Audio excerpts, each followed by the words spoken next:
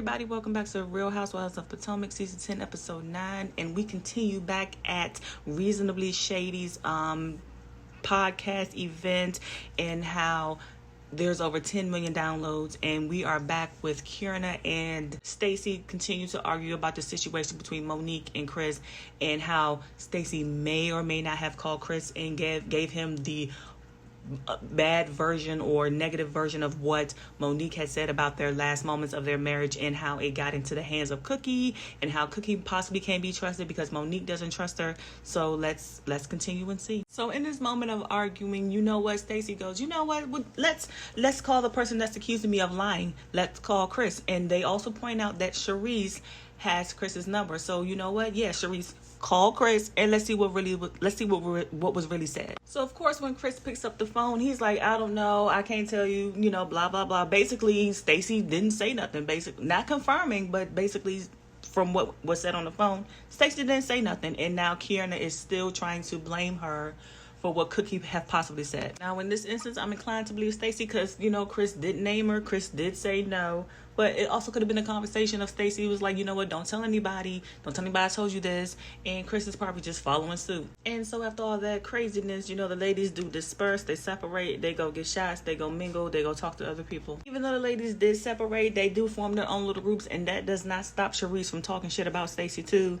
And saying how Stacey didn't care about talking to a married man. And my question is, Charisse, how long have you been holding on to that? Because if that's supposed to be your friend, why are you just not releasing that kind of information to a bunch of women that just called her a liar? But after that argument or that conversation, we then see Giselle go up to Wendy to tell Wendy, hey, you know what?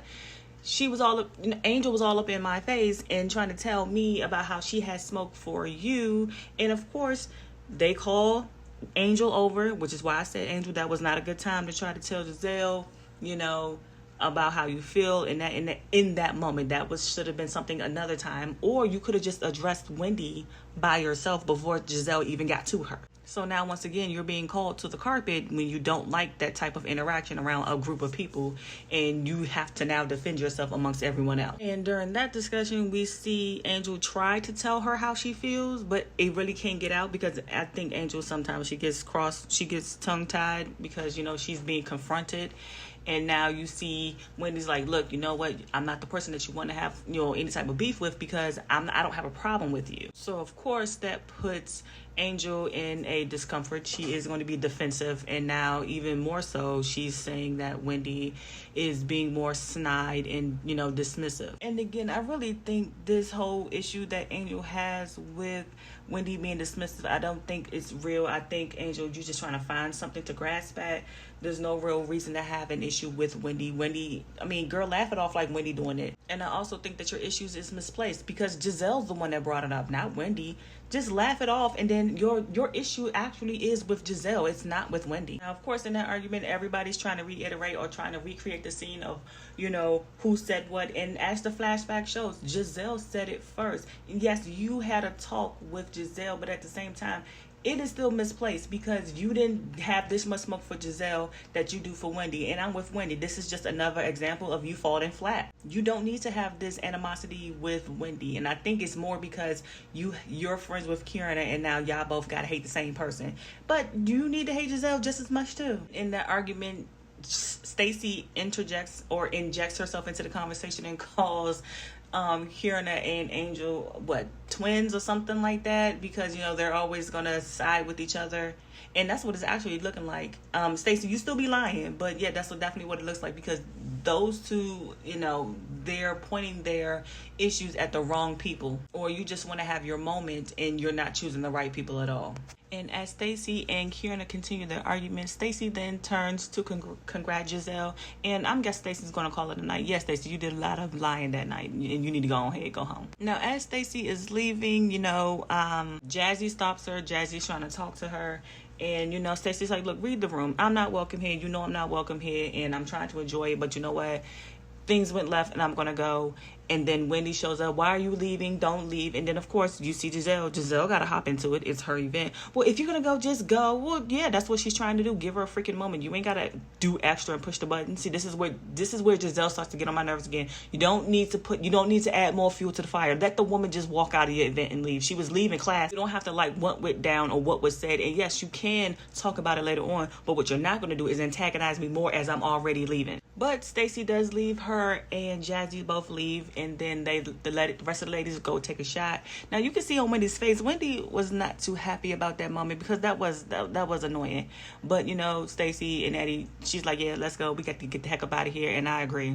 Now in this next scene, we are at Stacy's house. She's, I guess, making pizza with her daughter, and Timu shows up. Now we see Stacy and her family having, you know, pizza night, and we're all, you know, we were given notice that Timu does not live with Stacy, but he is over a lot, and I guess that's the progression of their relationship, and they're married. But then after this, we move on to the next scene, and we're at Ashley's house, and Ashley, I guess, is straightening up. You know, she's spending time with her boys, and of course, you know, Grandma or Mimi shows up. And as Mimi shows up, you know, we see them spend time a little bit with the kids. You know, they're playing on the piano, showing his skills, and then they go outside to talk about, you know, just life in general. Ashley's mother talks about Josh and, you know, their relationship. And of course, I've been said it. Ashley, you're not really into this relationship. Why are you even entertaining this young boy? And Uncle Lump was right. When you had that conversation, you do. Let him go. He wants the life that you already have. And it would be better if he probably goes and get it with someone else other than you who's already done it. And you don't even want to do it again. They also discuss the mother's life as well as, of course, you know, Ashley doesn't have a good relationship with whomever the mom is dating or messing with, or, you know, who she's with. But like Uncle Lump said, just like you're leading your life, your mom has a right to have her own kind of life and whatever she wants to do as well. Now, I get Uncle Lump in that situation, but let's be clear. If your life that you're leading starts to come into my life where you're going to need constant help, then yeah, we're going to have a conversation about this, because the life that you lead should not lead you down a path where you're going to have to then turn around and depend on others for your safety and for your well-being. You know, that's what's not going to happen. But as Ashley lays out the relationship that her mom is in, you know, it's been 23 years. Ashley, that woman's not leaving him. She's with him. She's sticking in it. That's what she believes that she wants, and that's what she's going to get. And that does mean that if he's going to sit at home and not do nothing and antagonize them while, you know, he's on one of his drunken rants, then that's what she's going to stick. That's what she's going to do. That's what she wants to be in. But like I said, her life should not come into yours where you have to be the caregiver. No, like, you have a full able-bodied man with you. Why can't y'all get it together? We all see how her mom just makes excuses. So we know her mom is nowhere near ready to be in a healthier relationship than what she's in now. She's going to stick beside him. And, you know, that is a real touching moment to see Ashley care for her mother like that, because you see this woman in this relationship. She's been in this relationship for over a decade, and she hasn't gotten any better. She hasn't got any real support from the partner, and it's taking a toll on her health and her life, and you just want to help. But Ashley, she has to want to help herself. So if she's not ready to go, then she may never be ready. She knows when she's ready to have a different life. And as that scene ends, we then get to see Wendy show up at Jazzy's house. And, you know, Jazzy's now married, and now she is Mrs. Harris, and he's there. He's cooking, and, you know, I guess they're going to start bonding and having a little girl time. You know, we haven't seen Jazzy's house. We haven't seen this side of, you know, her life, because she was, you know, too busy, you know, following Darius and making sure, you know, his career was together. So we didn't get to see too much from Jazzy, and now we're starting to see just a little bit more of her life. And as the ladies finish preparing the food, Stacy shows up, because they did feel bad for her for what happened at Giselle's event, and they just wanted to see where her head was at. As the ladies settle into their lunch, we then get to see how how Stacy feels, and she also wants to discuss what happened after the fact of what happened at Giselle's event. As they were about to start that conversation, we then kind of split, and we head on over to Angel's home. And at Angel's house, we have Tia and Kierna. And then Giselle also does arrive at Angel's house. So as the ladies all get together and settle at Angel's house, Angel does let them know that she may or may not have found a home in Potomac to be able to settle and live in. Ladies also discuss, you know, because Angel does say he is, her man Bobby does like to be shady. And you know what? Giselle's like, you know what, everybody wants to be on my podcast. So I think that would be a cute moment for them to be on her podcast. As the conversation goes on, it looks like from filming we're going to be going back and forth between houses to see how each of the ladies feel about each other after Giselle's event. Of course, we see Stacey talking about how Kierna always pipes up when it comes to Stacey, and how Kierna's always on 10 ready to go after Stacey. And then we flash over to the other house with Angel, and we see, Giselle giving her interpretation of how Kierna was acting towards Stacey. And yes, Kierna, you were doing absolutely too much. You don't have to like Stacey, but God, you do too much. You're too loud, and you don't really get your point across because you're too busy trying to yell at her. And now we're back at Angel's house, and how the ladies are talking about Monique, and how Stacey should not have ran back and told Chris Samuels, what was said, and how Monique had said everything, and just take that information and run back with it. And I agree with Ashley and Giselle again that, that was not the moment to do that. And they do need to have a sit down between Ashley and Stacey and Monique, and just draw the line, put up the boundaries, and what's going to happen after. We then get back at Jazzy's house because it's just the three of them there. And, Wendy is like, you know what? You may need to meet up with Monique because Stacey said she doesn't know what else to do from this point. Well, then, yeah, you need to meet up with Monique, and you need to set the standard straight, or set the record straight of what went down, or if you even went back to Chris. And then from there, Stacey agrees that she needs to meet up with Monique, and I hope this goes well. So after those conversations, we then get to see Kierna in her condo. We also see Kierna's brother, and, later on, Kierna's mom does show up. And now as Kierna's family, comes together, Kierna then shares that Greg wants Kierna to move back in, which by the mom's face, she's not too, fond of. She's not happy about that. And I can't understand the mom's side. How long are you going to string my daughter along on this ride? How long you want her to move back in to do what? To not get married, just to be the live-in girlfriend? And Kierna's mom, she also wants to know, before you buy out this condo, or have her move back in, where's the ring at? Let's get the ring first, and then we can talk about moving back in. But now Kierna is trying to explain to her mom that she doesn't see what she sees that way. She actually sees Greg possibly trying to move her back in to later on in the future to propose to her. But I'm pretty much on the mom's side with this one. Get me the ring first. Let me see the ring. Let me actually have the ring. Let the ring be announced, publicly to everyone on my finger. And then we'll talk about moving back in. So after that conversation, we head on over to Wendy's house. We also get to see Wendy's sister show up. And, as the ladies get, cool with each other, hug, and the pleasantries, they all sit outside and they start to discuss, their dad, because mom is on her way to the house. And Wendy is still upset that her dad did not contact her for her birthday. And then we're also, realizing that, the sister hasn't spoken to her dad in, almost 20 years. As that conversation is going on, and Wendy is describing how she still wants the love from her father, and how her sister has just put it behind her. He is who he is, and she's fine with that.